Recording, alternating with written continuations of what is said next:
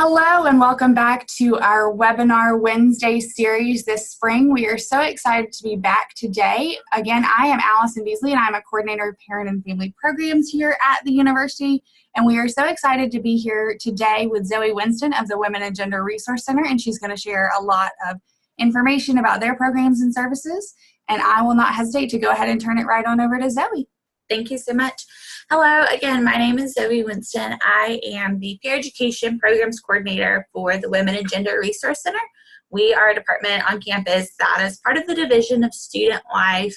And so really one of our big goals is to help maximize each student's learning experience. And we do that through offering specific support and outreach to our students. And today I'm going to share a little bit about what we do with both the supports that we offer our students and the ways in which students can really get involved and work with our office. So the Women and Gender Resource Center has a pretty broad mission to address gender inequity and to foster a community of multiculturalism, social justice, safety, and leadership. We do this through gender-related outreach, advocacy, and support to communities of all identities. We've been on the University of Alabama campus since the mid-90s, and during that time have seen a lot of growth as our campus has grown and how the needs of our students have grown as well. And so throughout that time, we've always been really invested in making sure that we're really addressing the needs of our students. I'll talk about this more at the end, but what we're best known for is offering free and confidential counseling and advocacy to survivors of dating and domestic violence, sexual assault, stalking, harassment, and adult survivors of child abuse. Typically when people think of the Women and Gender Resource Center, they think about those counseling and advocacy services, which again, I'll go into more detail with, but we do a lot more than that. And today I just wanted to share with y'all about those things that we do and ways in which you might help encourage your student to get involved with the Women and Gender Resource Center. One first misconception that I want to address is that so often people hear Women and Gender Resource Center and they think that we don't do any work with men or we only work with women, and that is totally not the case. We have lots of really great opportunities for all students to get involved, and we want to create a space where anyone can come to the Women and Gender Resource Center and get involved with some really, really great work that is going on at the University of Alabama's campus. Some of the things that we're best known for outside of our counseling and advocacy services is our awareness and heritage programming. So throughout the year, we have events that really focus on gender while also kind of working with different history and heritage months. And so on the screen, you can see some of the different awareness and heritage programming that we get involved with our larger campus partners. Some of the events that we do relate to LGBT History Month, Native American Heritage Month, Black History Month, Hispanic Latinx Heritage Month, Women's History Month, Domestic Violence Awareness Month, and Sexual Assault Awareness Month. These are some really great events that we have some really great events that really raise awareness around these issues, but also really promote education and a deeper understanding of different intersections of identity with these issues. Students have a really great chance to get involved, especially if they are interested in things like social justice or learning more about these different months. We have different planning committees for programs and events throughout these months that students can volunteer on. Right now, we're in the process of getting ready for Women's History Month in March and getting ready for Sexual Assault Awareness Month in April. And so we've been working with students in different student organizations to offer some really fantastic programming for that. A lot of the students that have worked on our awareness and heritage programming planning committees have gone on to be involved with higher level volunteering with the center. I'll have more information about our contact and how to get involved with volunteering, but these events are really some signature events that we have and signature months that we have as well. And so this is something that we always love to get our students involved with and have some really cool events coming up with these things. One of the things that I'm excited for in March with Women's History Month is our annual Luna Fest. It is a film festival by, for, and about women that features short films, and it's something that raises a lot of money for things like our scholarships and our programming and helping our students on campus while also having a really fun time. And so that's something that I always like to plug and talk about. In addition to our awareness and heritage programming, we also offer a lot of really cool programming and resources for our students, faculty, and staff at the University of Alabama. And I just wanted to talk a little bit about sort of what that looks like so you can be aware, but then also maybe let you know about some things that you can encourage your students to get involved with. One of the things that is really not for students, but I always like to talk about it just so you can know that this is something that the University of Alabama is offering and doing for students, is Harbor Training. It is a training targeted towards faculty, staff, and graduate students who are in the classroom, and it's created to raise awareness and also equip faculty, staff, and graduate students with knowledge about the resources that are available to students on campus. And so if they were ever in a situation where the instructor or the staff member needed to properly refer a student to someone like the Women and Gender Resource Center, they would have the knowledge and tools to be able to do that effectively. Harbor Training also works to create safe spaces around campus and equip people with this knowledge around interpersonal violence to be able to talk about it directly. A really cool program that we have started within the past couple of years is called the Delta Initiative. It's a women in STEM living learning community. And so we have a great partnership with the housing and residential communities, and we help target women who might be in a STEM related major and give them an opportunity to live together, to work together, to go to class together. They have really great opportunities to do things like have more one-on-one meetings with faculty. They get connected to different companies as well. And it's just really an extra support to freshmen who are coming in and maybe majoring in a particularly difficult major that they might have some underrepresentation. And so we just want to help them have the best support possible. We also have the Francis Somersell Library. It is part of the University of Alabama library system, and so anyone who can check out books from any of the other libraries can come to this library and check out our materials. We have documentaries, we have periodicals, we have books, and these all look at issues related to gender, related to violence against women, things like that. And so there's a lot of fascinating resources as well, and it's something that we're really proud of. Another key program that we have that is absolutely fabulous is something that's called Start Smart. It's a pay negotiation workshop that is really targeted towards upperclassmen, though we can encourage grads to go as well. And that is a pay negotiation workshop that really is created to address the gender wage gap. So research has shown us that women, when they graduate from college and are getting their first job, are incredibly less likely to negotiate for their pay in comparison to their male counterparts. And so Start Smart really helps them learn and foster those tools that will encourage them to negotiate for their pay and start off with the highest salary possible. We also have several different ways that students can get involved. One is through the American Association of University Women. It's a student organization that is really partners closely with our center. This organization has been around in the United States since 1881, and it has the larger mission to empower women and girls. And so it's a really great group to get involved with. We have a Women's Studies Honor Society that is also housed with us in partnership with the Gender and Race Studies Department. This is open to anyone who's taken 6 or more hours of women's studies and has a 3.0 GPA or higher. And again, another great opportunity to just get involved, to get some accolades, and to really get invested on the University of Alabama's campus.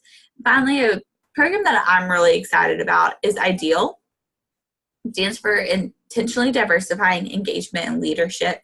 This is a political engagement initiative to encourage women to get involved in politics, whether that's running for office themselves or supporting candidates. And this is another area where significant underrepresentation has been identified for women and other minorities. And so we just really want to make sure that we are encouraging and equipping young women to run for office and learn more about the process of our United States political system.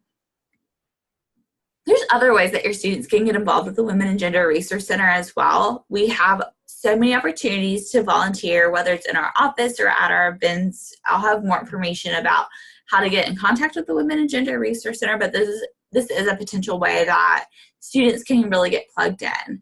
We have a student leadership council that accepts people throughout the year. And these are really our high-level volunteers. They put on different programs and events throughout the year related to the mission of the Women and Gender Resource Center, and they partner with a lot of other student organizations on campus. We have a mentoring program where our college students go and mentor fifth graders at a local elementary school. They talk to them about things like leadership and identity development, and really work in the elementary school as part of our larger prevention programming. We have opportunities for internships. We have work study student opportunities. And so there's lots of ways to get involved with the Women and Gender Resource Center, and really develop that resume, as well as developing their experience and enhancing their experience at the University of Alabama. On the screen here, you'll see some of the resources at the WGRC. So this is really talking about that counseling and advocacy that I mentioned earlier. We have services that include things like crisis intervention, advocacy, individual counseling, and group therapy. Something that's really important to note is that all of our services are free, confidential, and voluntary. And so this isn't something that you have to worry about getting insurance or coordinating that with your insurance. Students don't have to worry about having a copay when they come, or having cash or anything being billed to their student account. It's also confidential, which means that the only people who are aware of them coming to the WGRC are the people that the students themselves have told, and us. And so that also means that we will respect your students' privacy, we'll keep their confidentiality no matter what. And then it's voluntary. And so we're not going to see someone if they don't want to be seen. And so we can help students with various things like emotional support if they have to go to the hospital or the safe center following something maybe like a sexual assault or domestic violence situation. We have crisis counseling, and that can be both short-term and long-term. We have some students who just come once or twice and they feel fine. We have some students who see us every single week. Both are fine. We help plan for physical and emotional safety, so we want to make sure that our students are happy and healthy and that they're able to continue going on and having a fantastic experience at the University of Alabama. If they need to, we can help them find safe housing as well if they're in a situation where maybe where they're currently living is unsafe. We have a really great partnership with our housing and residential communities about that. We have different support groups available for students. A lot of these are incredibly helpful. The feedback that I've gotten is that sometimes if someone is seeking our services and accessing our resources, they might want to talk about it with other people, but they don't necessarily want to talk to their friends. And so those support groups can be really fantastic. We can help make arrangements if students have missed class because of some type of victimization or exams, and work with their professors in a confidential manner to make sure that they don't fall behind on classes. We help them explore legal and judicial options. So like I mentioned, we're confidential. And so if a student comes to the Women and Gender Resource Center after some sort of victimization, we're not going to make them report to the police or Title IX. But if that is something that they want, we can help them get in touch with those options, and we help them kind of navigate those legal and judicial processes as well. We help with information and referrals and applying for funds for costs as a result of being a victim. I like to tell people that there is really a web of resources available to our students, and sometimes it can be really hard finding all of those resources. And so we're a really good one-stop shop if someone has experienced sexual assault, dating and domestic violence, stalking, harassment, child abuse. These are all, we're a good place to go and kind of get that initial help, but then also figure out, what are the next steps. This is something, obviously, we hope that it never happens to your student or to anyone, but we want to be a really good resource in case it does happen. And if you're ever in a situation where your student comes to you and they tell you about a sexual assault or dating violence, I like to share some things that can be helpful in supporting them. The first is always believe your student, always believe your child. If they're sharing with you a trauma, be sure that you aren't doing any further harm by not believing them. Listen to them, comfort them. I know it's really easy to step in and kind of want to take over and say things like, this is what you should do, and we're going to do this. But keep in mind, they've already been in a situation where they've maybe had agency taken away from them, and so they don't need that any further.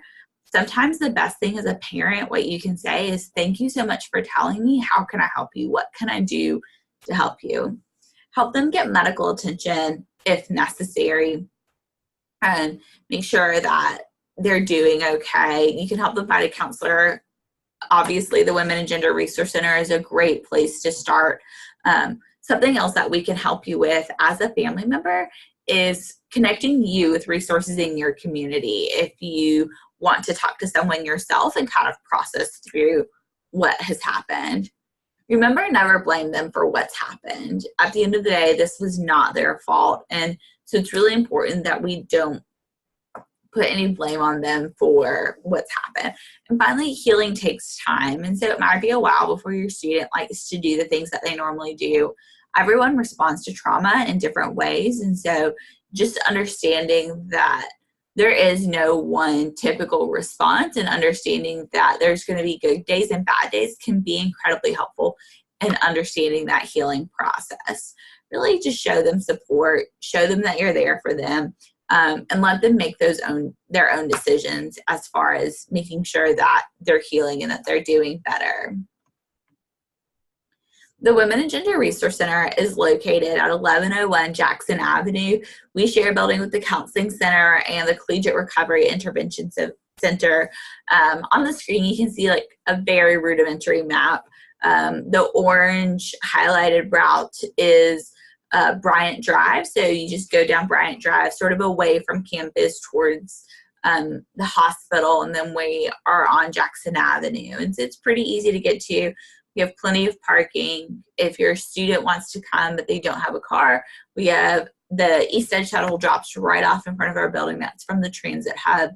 On the screen too, you can see our website and phone number. We have someone who's on call 24 hours a day, 7 days a week. And so if there is a middle of the night crisis and you need to talk to someone, we'll have someone that's on call, whether that's meeting someone at the hospital or the Safe Center, meeting someone at the police department, or even just having that on the phone conversation to make sure that, if someone's in crisis, that they're doing okay and they're going to be okay until the next morning. And so don't hesitate to call or check out our website for more information. Awesome. Thank you so much, Zoe. I hope, parents and families, that this has provided you with some great resources just in case your student has some questions, or you can share with them about different resources here at the WGRC and where they are located. So as you can see, it's pretty easy to find here on this map. It is right on the edge of campus, so very easy to locate, very easy to get in touch with. Like Zoe said, there is someone on call 24/7. So if you have any questions, don't hesitate to reach out to the WGRC, or again, always to parent and family programs. So all of our information is on our page. And if you want to give us a call, our local number is 205-348-8330.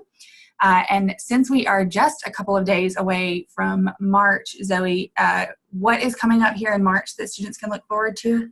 Women's History Month. So we have a whole calendar of events that are going to be fantastic, and you can find out more about the different events that we're going to have on our website that's there on the screen.